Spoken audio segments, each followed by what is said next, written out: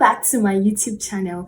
If you're a returning subscriber, a very big welcome to you. If you're new here, you're also very welcome. My name is Lois Adama. I film about faith, business, and finance. So today's topic is quite a very interesting one, which I believe a lot of people would find intriguing. So today I'm going to be giving you the hot sizzling gist about how I built my business from 7,000 naira into a six-figure business. So this video is basically going to be about me going back in time and giving you guys historical facts and data, and I'm sure you can't wait to get into this gist. So first of all, I'm going to be starting with how I got into business in the first place, what made me go into business, what my drive for going into business was.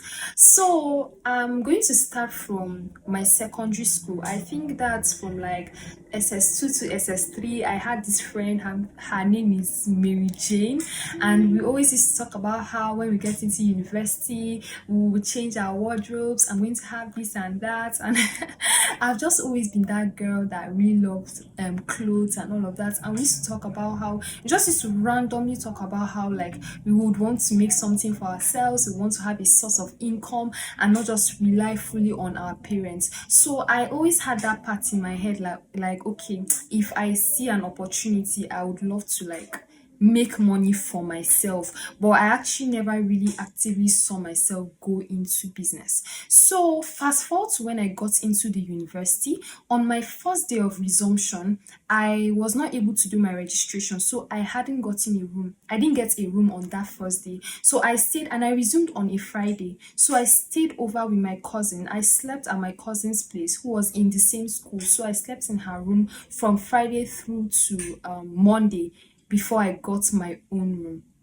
So when I got to school, one of the first advice that she gave to me was, she was like, Lois, don't spend all the money you get. Create a savings culture. She advised me, she told me to open another account and be saving, even if it's as little as 2,000 naira in a month. When I'm leaving school, I won't be leaving school empty-handed. And that advice made a lot of sense to me. And she also told me that sometimes when you're in school, some of your uncles, your aunties may dash you money aside the normal pocket money your parents are giving to you. And so she advised me that some of those monies that have been given to me, I can just put it into that account, and begin to build and grow my savings right from when I'm in school.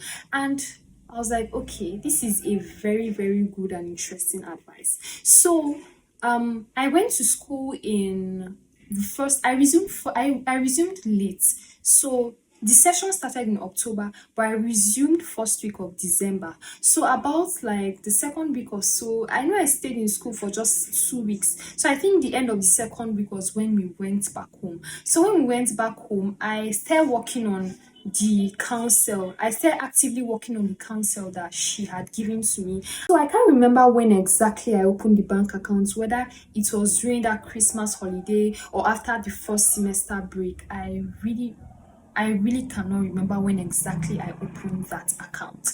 But eventually I opened the account and I began to save. I began to save 2,000 naira a month. And okay, I think I remember now, I did not open it that Christmas holiday. I opened it after first semester.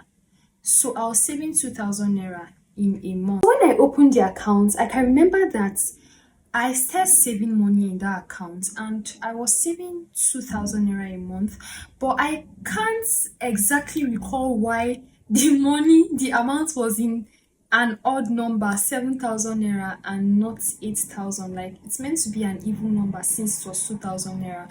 But honestly, this was since like 2019, so I don't recall the exact details. But the point is that I opened another account, I started saving money, and the money got to 7,000 naira. So now, that aside for the money saving aspect, so now going into business proper, it was during that period that POS really started raining. And as at that time, in school, we had we had Access Bank and we had Zenith Bank, but the banks did not always have cash. So we always used to have issues when it comes to withdrawing cash. And so I was just thinking, like, I was just randomly talking to my brother during the holidays. That's Christmas holiday. I was just randomly talking to my brother, and I was like, that I don't know. I was just thinking about it. Imagine, like, if I can get a POS and then I'm doing a POS business, like, it's going to make a lot of sense. I'll make profits and all. And he just encouraged me, and that's one thing I really appreciate about my elder brother. Like, he knows how to fire and ginger you up, because that was what really launched me into what I started doing. And so he not even told me. I was like that, that's see one of my cousins, because I had a cousin as at that time who was in school. He was in university, but we're not in the same school, and he was selling vintage shirts, and he was doing really, really well for himself. And he told me, I was like that, oh, you're even in a school, he's selling vintage shirts, you can talk to him, you can, know how to connive with him, and then you can also think about like selling vintage shirts, because in your school it seems like something like that to sell well. And it made a lot of sense to me. I was like, okay, this makes sense. But I just put it somewhere in my head. I never worked on it, but it really made a lot of sense to me. And so when I that was after my first semester. So my second, okay, that was Christmas break, right? So Christmas break was within first semester. First semester was still running as at that time. So between that time and second semester, I was just using it to maybe ask around, to assess my environment and see, like, okay, if I bring this thing, would it really sell? And then I'll just randomly ask people questions. I'll be like, okay, if I bring vintage shirts and I sell for 2.5, would you want to buy? And or just, trying to, when you get an idea, like, you want it to sit well in your head and assess it well in your head before you begin to execute. And so when I was already saving as at that time, right? But I was not really sure if I was going to go into business, though the idea was popping into my head because of how my brother gingered me about it. So eventually, I was just like, you know what? Let me take the bold step. Because as at that time, when I went to school, like in my school, as at that time, people sell things a lot and they sell well. Like, students who patronize you, students who buy from you. So I was just like, you know what? Let me start out with thrift. So, oh my God, there's one market where I stay, an early morning market, a Saturday morning market, where you go and you pick thrift clothes, and you would usually get good clothes from there. Okay, so yes, what actually even brought the idea of doing thrift was that during one of my holidays, I can't remember whether it was first semester holiday, but it wasn't that Christmas holiday. I went to that market in the morning with my sister, and then we went to pick things, and I got quite a number of good stuff. So I was just thinking about it. I was like, okay, I went to this market, and okay, those stuff I bought from the market, when I went to school and I wore them, people were always admiring them. Oh my God, this looks really good. Where did you get it from? And some people would even think I was wearing something expensive. If I didn't tell you I was wearing thrift, you wouldn't know I was wearing thrift. That's how good those clothes were. So the way people were really complimenting the clothes I got from there, and I came to remember, I was like, okay, if I bought clothes from this place and people are really complimenting it, why don't I consider selling these clothes? And so I eventually went and I withdrew that seven. Actually, I saved more than 7,000 naira. I just remembered. It's just that it's very funny. I tried to do one investment with 10,000 naira out of it, and it didn't work out. Till today, that 10,000 naira has entered into voicemail. So that aside, so yeah, I had 7,000 naira left. So when I carried that 7,000 naira, I can remember I went to the market with my friend that day. I told her, I was like, Jumoke, please come and escort me. I want to go and pick clothes. And I went to the market with that 7,000 naira. I picked clothes and I was like, okay, let's see how this goes. And when I went to school, I advertised to people, I told people and all, and people bought from me. I even went round rooms. Oh my God, it was not fun. It was not easy. Taking my markets round rooms, you enter some rooms, they will snub you, they will not answer you, they won't pay any attention to you and all. But glory be to God, I was able to sell off every single one of those clothes. And what profits that? I think I even doubled the money. Like most of those dresses, I bought them for like 700. I was selling them for like one five. I even sold some 2K, some 2.5 and all of that. So I made profit from it.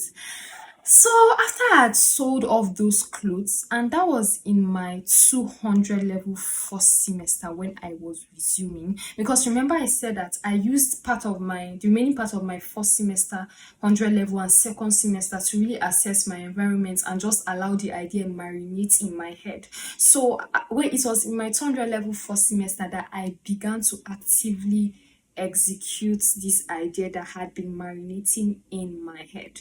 So after I finished selling the clothes, before prior to that time, during the break, I met that my cousin went for a family function and I met him.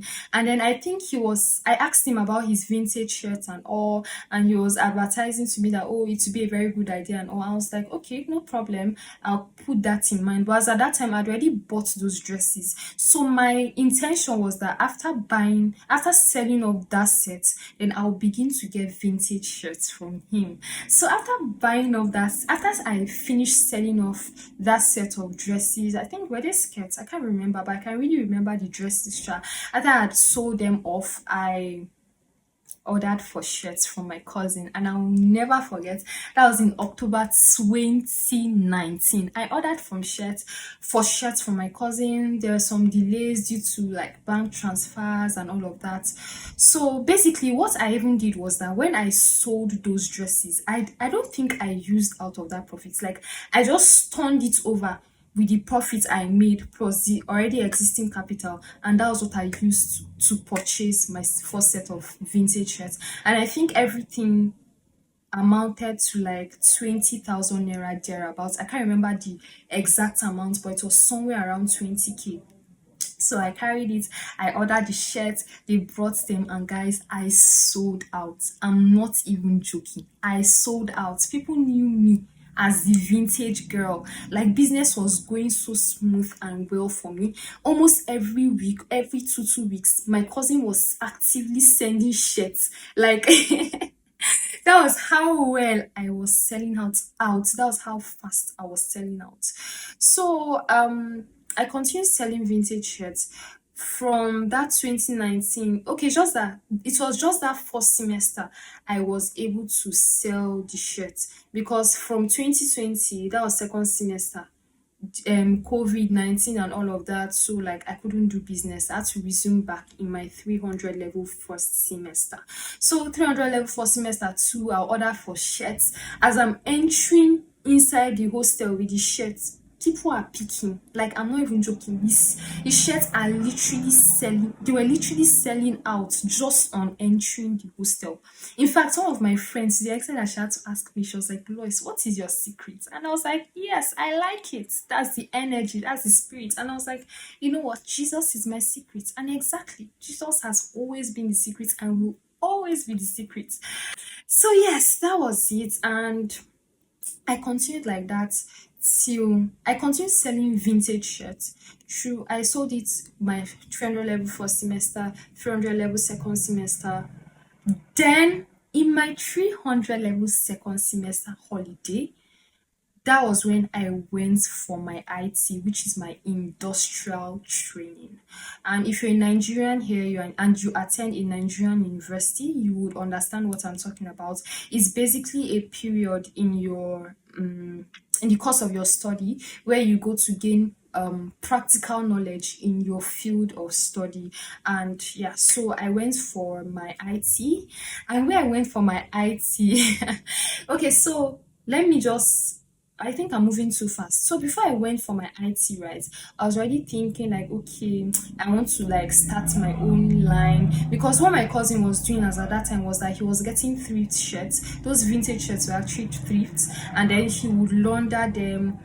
He had his own tag, he would attach his tag, package them in nylons. Like it was so well packaged. And as at that time he was already close to graduating from university, so he was already like somewhat piping low in the business. So in my mind I was like, okay, it's time for me to start thinking about how to like stand up on my own and all of that. So I started making like active research, planning on how to copy his own method, get thrift shirts, package them, put my tags and all of that.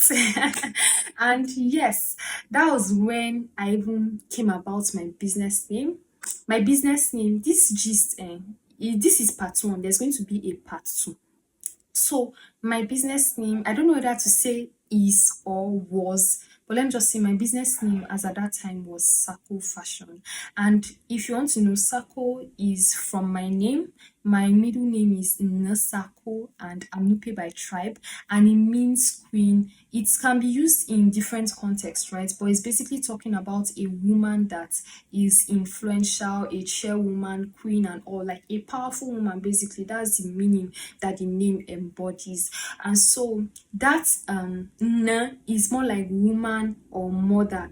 You know the way languages can be, like you can, one word can have like 5 meanings. So it only depends on the context in which you use the word. So N in that context, in the context of the name stands for woman. Then Sako is more like, you know, when you are joining two words together, one letter may be swallowed up, you understand? So now the full thing is actually a Sako, and a Sako means throne in my language. So I just felt like that was a very powerful name to give to my business. So I called my business Sako Fashion. And so I made my tags, I did my research, I got contacts on how to get vintage shirts, did my research and all, got my tags, everything, my packaging and all of that. And so I even got my nylons, I customized my nylons and all, and I will try to check for like pictures of some of those shirts, pictures of some of those nylons, and attach it to this video. Oh my god, I really hope I still have those things, because I believe it will make a lot more sense by the time I attach them. I had already customized everything and everything was basically ready. When I was doing my IT, I was so excited, and then I went to show a pharmacist. That was because I'm a pharmacist actually by profession. And so I went to show my senior colleague and I was like, oh, see my business and all. And before then, I'd actually always been talking about my business. So when he saw that, wow, I had a name, I'd customized nylons, I'd customized tags and all, like he was impressed. In fact, I even customized thank you cards as well, like complimentary cards. Like I really need to attach these things to this video for you guys to see and really understand. So he was actually really impressed. He was like, wow, this business is serious. So you're serious like this? Those are the exact words he used. And I was like, before uncle, did you think I was joking? He was like that, I get a store now. I was like that, how will I get a store? Like getting a store is expensive, and also I was still in school, so how will I be able to manage it and all? He was like that, okay, what if he gives me the money to open a store? I was like, why not? I was like, oh really, are you serious? Like I thought he was just kidding. And he was like that, no, he's actually very serious, that he's open to giving me the money, that I should create a business plan. And guys, that marked a new turn, a new dawn in my thinking faculty. I'm telling you. And you know what? I think I just need to say this, that God is, oh my God, God is amazing. The way he orders your steps to the right direction. Like God can literally be leading you to the right direction. He can literally be leading you to the right place, and you won't even know. It's when you look back in time, that's when you realize that, wow, God has always been ordering my steps. This is me that, like, I don't even know. I just literally started business from a place of motivation. It was just being motivated by my brother, like, oh, like it's an avenue for you to make more money. Like, okay, don't graduate with your account empty, have some money in your account and all, and be saving. Like that was just it. It's not like I sat down as a child and I always said, oh, I want to be a businesswoman, yada, blah, blah, blah. Like, I never really had those active plans. But it's so funny how you don't even need to desire something. Seriously, you don't need to necessarily desire something. You don't need to necessarily sit down and map it out. Like there's a place for that. Obviously there's a place for that, but sometimes God just orders your steps, like, and you just look back and you be like, God, how How? Because you find out that you didn't make those decisions consciously, like you didn't make them from a place of consciousness and intentionality, just that God just found a way to just bring your steps to the right place. And that's one beautiful thing about God. This offer alone gave me a new turn. And I'm sure some of you be thinking, what you are thinking now is not the new turn I got. The new turn around I got, oh my god, like it marks a significant turn in my life's journey. So what that really did for me was that it opened my mind to the bigger picture. Because prior to that time, I'd actually never really sat down to think that, okay, aside vintage shirts, what else can I sell and all. Like, I'd actually never really sat down to think, okay, what's the bigger picture for this business? Where do I see this business in 5 years? What's my expansion plan? What's my growth plan and all? I had actually never really sat down to think about that. And when he told me that I should create a business plan and print it out and spiral bind it and bring it to him, I was like, okay, this really means business. So in my head, I just automatically felt like, you know what, girls, this is time to think about the bigger picture. And during that period, I sat down and I thought and I meditated. And that was when God truly handed to me the big picture of my business. Like, I began to think in ways that I was like, wow, so this possibility exists. So basically, that period, I was able to think of my business in a larger and bigger scope. And that was when I received the inspiration concerning making my business like a fully rounded fashion business. So at that point, that marked the turning point of me deciding to go into male shoes, t-shirts. This t-shirt I'm wearing today is one of the things I've sold before. T-shirts, tote bags. I try to explore like normal female handbags and normal male packet shirts, like different things. Basically like a full fledged fashion business, not just relegated to one niche, like the way I was before. So that's really gave me a big picture concerning my business. Well, the long and short of the story is that I did not end up getting the money. I wrote the business plan, I submitted it to him. I did not end up getting the money, and guess what? It doesn't matter because what I got from that is much more than any amount of money. Like, if your mind can open up, if your mind can break out of its limitation, see, there is no height that is not attainable by you. So I feel like the most important thing that needed to be done was for my mind to open up. And that opened up my mind. It helped me and made me to see the bigger picture, which is way beyond money for me, to be very honest. So that was in 2021. That was like 2021 ending. So 2021 ending to 2022, that was when I officially launched my own brand, Sako Fashion. So I started with new vintage shirts. And one thing is that what helped me to be able to grow so well and so quick in my business was because I turned over profits a lot. Because I was in school as at that time and my parents were giving me pocket money, right? So my business money was mostly I was just using, I think, just 30% of my profits. I used to also like create an avenue like to give to people and all out of my profits, and the rest I was saving. I was actively saving and turning over profits. So it helped me to be able to grow very quickly in my business. And if you don't take anything away from this video, number one thing I want you to take away is that nothing is too small to start with.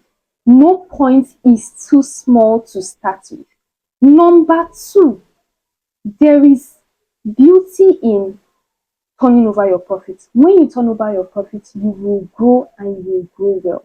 And so the major mistake I made was that I had big dreams, I had big visions for my business, but I did not break them down into little actionable, achievable steps. I wanted to have like a full-blown fashion brand that covered men, women, and children. Because for men, I was doing shoes, and I'm going to attach those pictures.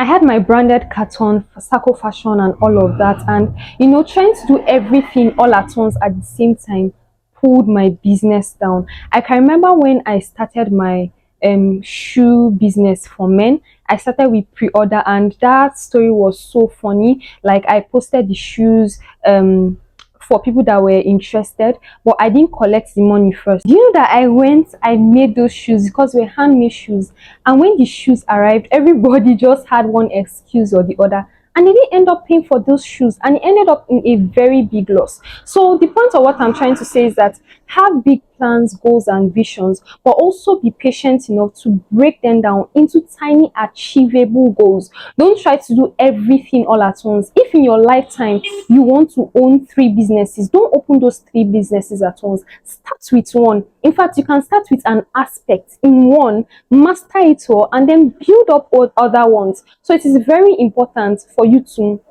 know how to build systematically in business, or else you will just fail. So basically, that was the story of how I built my business from 7,000 naira to 6 figures. Eventually, in the long run, a lot of things happen in my business, a lot of events happen in my business, which I will be sharing in details in the next video. So make sure you watch out for the next one. Thank you for watching this video up till this point. I can't wait to see you on the next one. Don't forget to like, share, and subscribe to my channel. Until next time, bye.